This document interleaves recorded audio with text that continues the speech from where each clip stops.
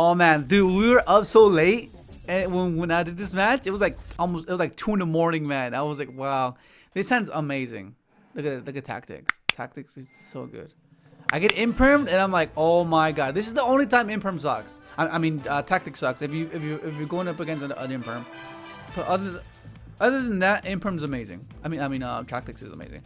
So at this point, I'm like, oh my god, I think I just lose because like there's so many names. I was debating on negating this part. I was debating on negating this, but I wasn't too sure. We were in a call with one of my friends, Yatin, and he played the deck like quite avidly, so he knows basically how it functions. But there's some adjustment calls that I was like, oh, I don't know, man. Yeah, I don't know. But nonetheless, yeah. So like, he once again, he doesn't read. He doesn't read the Cyber Synchron Engrave. No one does. And I was like, okay, it's fine. And he thought he can talent it because it doesn't activate. It's just like a Balinks. And then he goes, effect. And I negate. And I'm like, okay, I need to force the talents. Because like, yeah. So he talents takes. So, okay, so some of the plays, some of the options that we were considering was, okay, so I just go droplets, reduce this guy, right? To reduce the damage. And have tactics be like a key part in my follow-up. But then like that next card has to be something impactful, something that will prompt a response. And I didn't want to leave it to that, so I was like, well, if he just goes battle phase, then he's just gonna this is game, but then I'll drop some damage step and reduce my abyss, and I'll live, right? Because according to Yatin, he was like, oh, well, he can't really get rid of the thing unless he makes the Muddy Mud Dragon and then makes the goons. That's the only way. But I guess he just didn't do it. He prioritized the Zeus play. So that's what's gonna happen. He goes attack, and then in damage step, I'm gonna go droplets, reduce my guy so I can get him back, and then it can shut off the Zeus, right? Unless he uses now, but then it'll be pointless. Well, the whole point of that, he has no materials. He ends on Chen Zeus. I'm like, oh my god, that's not looking too good. So I forced the battle phase, and I was like, if he Zeus is here, I mean, everything dies, right? Everything goes away. But yeah, and then negate that, and then this is where I was like, well, what does Speeder Axe do for me?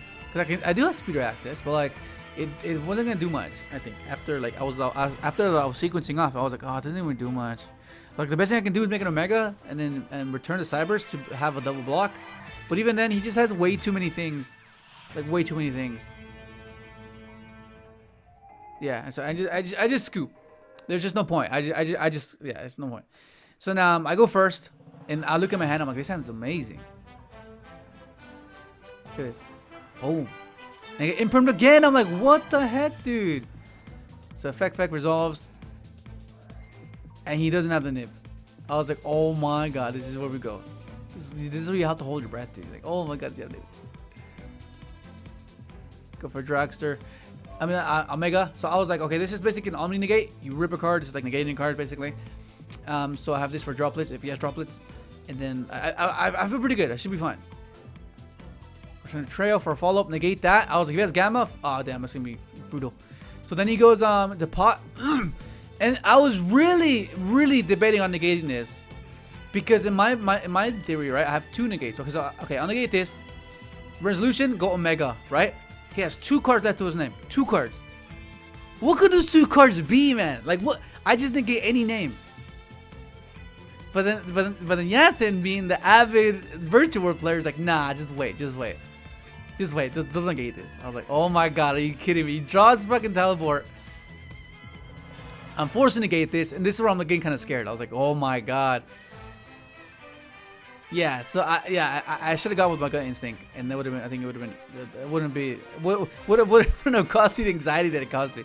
But even then, he was like, oh, this is your chance. Okay, yeah, I'll just judgment this. But then, like, he still has that, and I'm like, oh my god, what happens now? And all of this could have been prevented if I went for the risky play. But like, that's the point of anticipating and reading and making the judgment calls, right?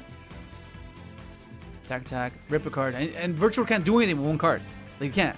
Like, what are you gonna do? And then he goes first, right? Look at my hand. I have droplets. This takes care of the board. Except it might be able to play past a Chooch, but I don't know. It seems like kind of like, ugh. He sets and passes, and then I goes, we could have gone for the marker play, but I was like, let's just go for the speeder play, man. Like he bricked, most likely he bricked. So it's either hand traps or it's just a bunch of high level virtual rolls that you can't use. So then once again I get advised by Yatin, he's like, just go for it, dude. Just go for it. I was like, fuck it, let's go for it. So we go for it, and it resolves. I was like, no nib? I was like, I gotta go for her. I gotta go for a crystal in here. No way. And then I trigger doppel, and this is where I'm feeling clear. So like, the only thing I'm scared of now is like a Veiler nib, imperm nib play. But if he had that, then fair enough. I was losing anyway, so I just had to go for it. Okay, Liberian get a few draws for to get in case like that play does occur. I have resources to get back, you know. And that was it. That was it. Look at it. What was his field? Yeah, it was dead. Tactics. Damn, dude, that's brutal. Yeah, I mean he had this play, but I guess he felt like that wouldn't do much. Yeah, I'm not sure. I think he was just saving his thing.